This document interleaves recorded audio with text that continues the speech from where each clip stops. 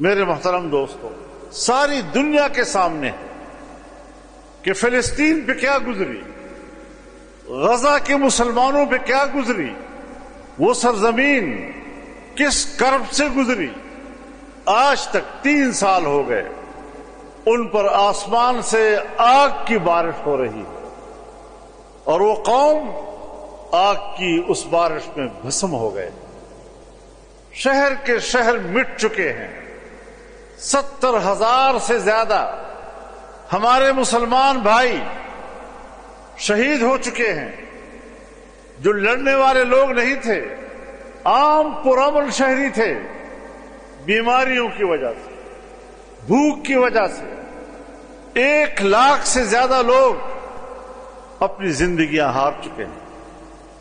1.5 لاکھ تک لوگ بے گھر ہیں، اور جب سب کچھ ہو گیا،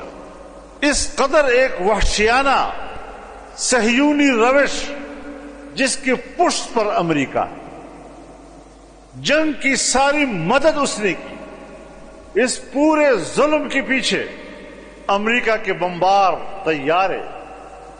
اس کے بم، اس کا بارود، اس کا ڈالر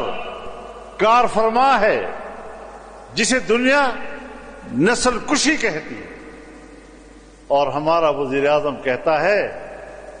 کہ ٹرمپ کو امن کا عالمی نوبل انعام ملنا چاہیے۔ بری عقل و دانش بباید گریخت، ایسی عقل مندی پر رونا آتا ہے جو عقل مندی ہمارے حکمرانوں کو نصیب ہوئی ہے۔ خوشامد کی بھی کوئی حد ہوتی ہے، نوکری کی بھی کوئی حد ہوتی ہے۔ اگر ہم نے اس روش کو بھانپ کر عمران خان سے اختلاف کیا تھا اور آج آپ اس سے 2 قدم آگے جا رہے ہیں، تو اس سے کوئی ہماری ذاتی دشمنی تھی؟ تو اگر آپ 2 قدم آگے جائیں گے تو ہم ان سے بھی 2 قدم آگے بڑھ کر آپ کو مقابلہ کریں گے۔ آج وہی ٹرمپ امن کا فارمولہ لے کر آئے، غزہ کو امن دینے کا، اور ہم اس پر اعتبار کر رہے ہیں۔ یورپی ممالک اس کے بورڈ آف پیس کا حصہ نہیں بن رہے، اور ہماری اسلامی دنیا ایک دوسرے سے آگے بڑھ کر اس کا حصہ بن رہی ہے۔ تو میں نے کہا، پارلیمنٹ میں میں نے کہا کہ میر کیا سادہ ہے بیمار ہوا جس کے سبب اسی عطار کے لونڈے سے دوا لیتا ہے۔ جن کو ہم فلسطینیوں کا قاتل سمجھتے ہیں، جن کے ہاتھوں سے فلسطینیوں کا خون ٹپک رہا ہے، اس کو ہم فلسطین کا علاج ان سے مانگیں، اور پھر اس بورڈ کے اندر، امن بورڈ کے اندر نیتن یاہو شامل۔ اب جب انسانیت کا قاتل، مسلمانوں کا قاتل، ایک وحشی، وہ بھی اس امن بورڈ کا حصہ ہو، تو شرم آنی چاہیے مسلمان حکمرانوں کو کہ اس کے ہوتے ہوئے وہاں بیٹھ رہے۔ ایک عقل مند نے کہا، ہر شخص اپنی جگہ پر بیٹھ کر افلاطون بنتا ہے،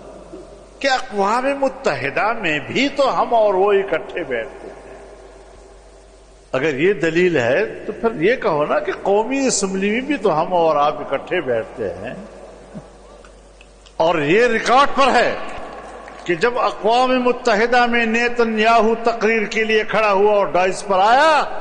تو پوری اسلامی دنیا نے بائیکاٹ کیا، باہر چلے گئے اور اس کی تقریر سننے سے انکار کر دیا۔ اگر اقوام متحدہ کے فورم پر آپ اس کی تقریر سننے کے لیے تیار نہیں ہیں، حتیٰ کہ غیر مسلم دنیا نے بھی بائیکاٹ کیا اور اس کی تقریر نہیں سنی، آج بورڈ آف پیس میں آپ اس کو حصہ دار تسلیم کر رہے ہیں۔